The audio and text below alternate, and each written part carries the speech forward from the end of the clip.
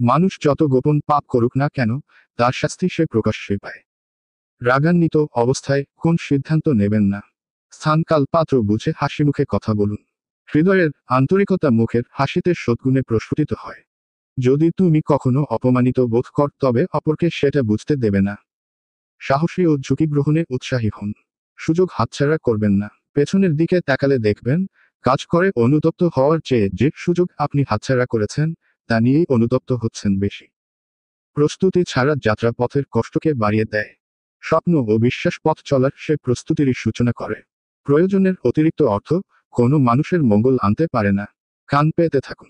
সুযোগ অনেক সময়ই দরজায় খুব আস্তে করে টোকা দেয়। প্রতিটি কাজ করার আগে অন্তত একবার নিজেকে জিজ্ঞেস করুন, কাজটি আপনি কেন করবেন। সময় বেশি লাগলেও ধৈর্য সহকারে কাজ কর, তাহলেই প্রতিষ্ঠা পাবে। প্রয়োজনের অতিরিক্ত অর্থ কোনো মানুষের মঙ্গল আনতে পারে না।